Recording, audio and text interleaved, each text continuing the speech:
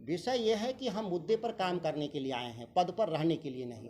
अब भी मैं आपको बता दूं, मैं नहीं एमएलए था तो भी यही मुद्दे पे काम करता था, एमएलए था तो भी इसी मुद्दे पे काम कर रहा हूं, और सरकार में भी था तो इसी मुद्दे पे काम कर रहा था, और मंत्री नहीं हूं तो फिर उसी मुद्दे पर। मुद्दे बदले नहीं जाते, राजनीति इशू बेस्ड पॉलिटिक्स है। ये सुविधाओं का खेल नहीं है कि समय के अनुकूल लोग बदल जाएं।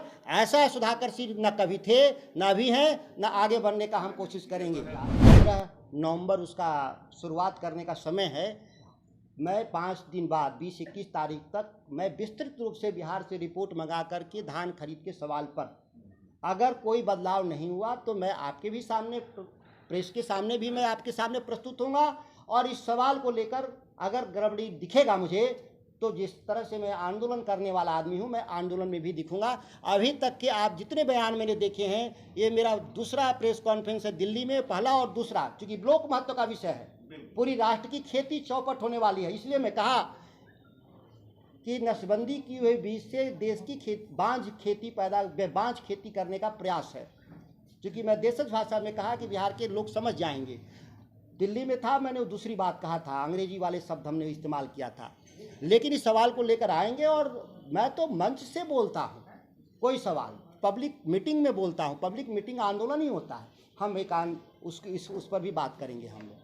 और सभी इसके अलावा सभी विधायकों, सभी विधान पार्षदों और सभी सांसदों को भी मैंने ये पत्र भेजा है कि आप इसको विधानसभा से लेकर लोकसभा तक आप इस विषय को लेकर के बहस को आगे बढ़ाइए किसानों के पक्ष में, और इस लड़ाई को आगे बढ़ाने का काम करें।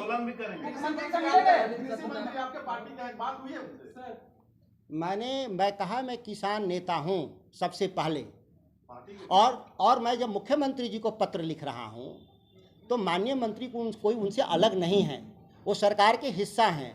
और जहां तक बात है, मुझे अच्छी तरह से मालूम है कि माननीय मंत्री ने उस फाइल पे दस्तखत करने से इनकार कर दिया है। मैं उनको साधुवाद और बधाई देता हूं। मुख्यमंत्री से मिलेंगे आप इस मामले में? मैं पत्र भेज रहा हूं, ये मैं मिला, और मिलने का कोई साक्ष्य नहीं होता, लेकिन जो मैं लिखा हुआ वो साक्ष्य है, इसको नहीं मिटाया जा सकता। मिलने का अर्थ क्या हुआ? जिस सवाल को लेकर के है, उस सवाल को लेकर के मैं रिटर्न जा रहा हूँ, लिखित में जा रहा हूँ। मिलने का भी सवाल होगा, जरूरत होगा तो मिले। सदन भी होने वाला है, उसमें क्या रहेगा आपका? एकदम ये सवाल रहेगा मेरा, ये जीएम सीट पर भी मेरा सवाल रहेगा, बिहार में मंडी कानून पर भी मेरा सवाल रहेगा, मिनिमम सपोर्ट प्राइस पर मल्टीपल एजेंसी खरीद करे, यह भी सवाल होगा। इन सभी मामलों पर पार्टी गाइडलाइन से बाहर भी जा सकते हैं सदन के अंदर? जी, आपको मैं स्पष्ट कर दूं कि यह सभी तथ्य पार्टी लाइन के भीतर हैं, और जब पार्टी लाइन के भीतर है तो पार्टी मेरे से इस विषय पर चर्चा करेगी जरूरत होगा तो, और मैं भी पार्टी से चर्चा करूंगा जरूरत होगा तो। यह विषय हमारा अंदरूनी है जिसको हम इसको सुलझा लेंगे। क्या हम जितनी मांगे करते हैं वो पूरी न होने की संभावना से मांगे समाप्त हो जाती हैं? इस राज्य के भीतर 10 लाख सरकारी नौकरी चाहिए, यह मुद्दा है हमारा। हम उन मुद्दों पे आगे बढ़ रहे हैं, हम उसमें कितना कामयाब होंगे ये वक्त की बात है, काम तो हम कर रहे हैं। ठीक उसी तरह से किसानों के सवाल पे राष्ट्रीय जनता दल का जो मुद्दा, उस पर हम काम कर रहे हैं। हम एक वक्त नहीं बता सकते कि कब हम कामयाब होंगे, लेकिन निश्चित तौर पर हम कामयाब होंगे, मैं आपको विश्वास दिलाता हूँ। संगठन की बात तो नहीं हो रही है, किसानों का संगठन कहाँ तो आप लोग क्यों नहीं कोशिश कर रहे हैं?